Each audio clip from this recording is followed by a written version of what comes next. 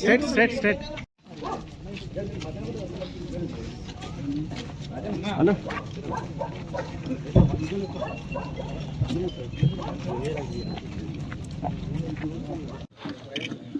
ఓకేనా right sir okay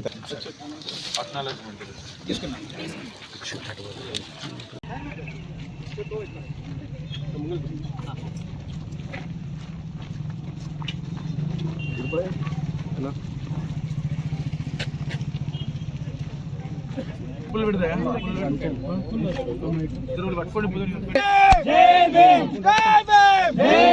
Ambedkar ఆశయాలు అంబేద్కర్ ఆశయాలు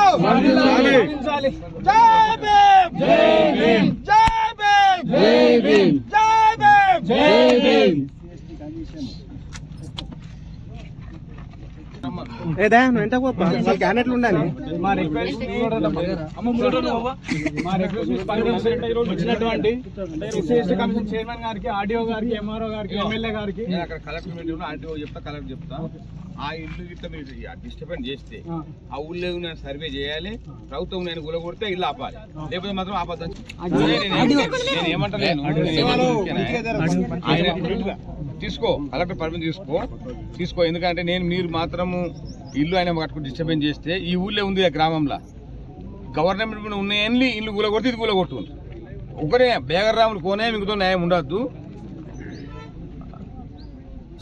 సర్టిఫికేట్ ఇప్పించాలి, సర్టిఫికేట్ చెప్తా, కలెక్టర్ ఇవ్వమని చెప్తా నేను. సరేనే సరే మీరు డిస్టర్బెన్స్ చేయకుండా, ఇల్లు డిస్టర్బెన్స్ చేయకుండా నేను కలెక్టర్ మాట్లాడుతున్నాను. మాపై పెట్టిన కేసులకి విజ్ఞప్తి చేస్తూ రిక్వెస్ట్ లెటర్ ఇస్తున్నాము చైర్మన్ గారికి. ఓకే తమ్ముడు సార్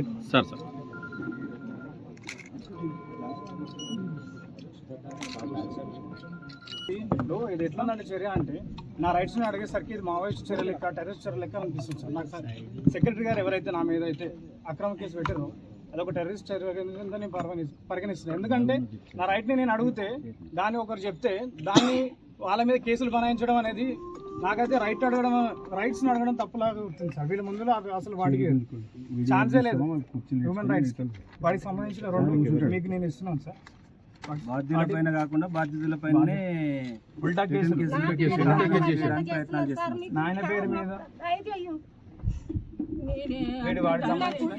అవి 2 కూడా ఎఫ్ఐఆర్లు మీకు అటాచ్ చేసి ఇస్తాను సార్. మేము పెట్టింది అండ్ మా పైన ఎవరైతే పెట్టారో ఆ 2 ఎఫ్ఐఆర్లు మీకు అందజేస్తున్నాను ఇప్పుడు అయిపోయేసరికి.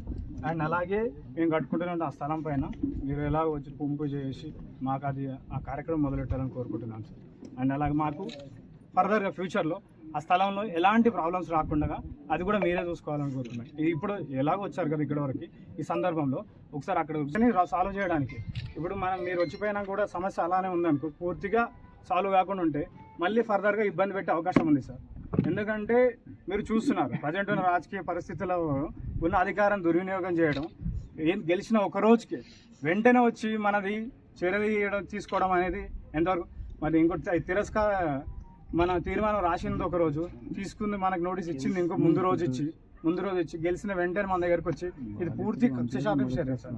మేము వాళ్ళకి బతిమలాడినాం, ఎంఆర్ఓ గారికి చెప్తాం, ఆర్డీఓ గారికి వస్తారు, వీళ్ళంతా మాకు సంబంధం లేదయ్యా, నా ఇష్టము, నా రూల్ నా ఇష్టము, మీరెవరు చెప్పేది, తిట్టుకుంటా బూతులు మాట్లాడతా, మీరేంది మాలమాదే కొడుకులు, మీరు నాతో మాట్లాడేది అని బూతులు మాట్లాడుతూ మా ఆమెను తన్నీరు సార్. మీరు వీడియోలో చూసుంటారు, ఏమైంది తన్నీరు, ఆమె కాళ్ళ మీద పడ్డ ఏం పట్టించుకోలేదు, నాయన పడ్డ పట్టించుకోలేదు. కనీసం మేము సార్ మాకు కొంచెం టైం ఇవ్వండి, మేము సార్తో మాట్లాడినాం. ఇది ఇంకోటి ఇదే విషయాన్ని సెక్రటరీగా తెలియజేస్తే ఇది గ్రామ ఖండం సంబంధించిన విషయం కూడా కొట్టి అయిపోయింది. అడ్డం పోయి ఏమైనా అడ్డం చేసినారు వాళ్ళు కొనలే కొడుతుంది. ఆయన వాళ్ళే వాడకం చేసి ఆయన వీళ్ళకి ఏం వాడకం చేసి గ్రామ పంచాయతీ వచ్చి వీళ్ళు కడగ చేసినారు, చేయలే కదా. అదే సార్ ఆయన పిటిషన్ ఇచ్చింది సార్, దాని మీద ఎంక్వైరీ చేస్తాం సార్.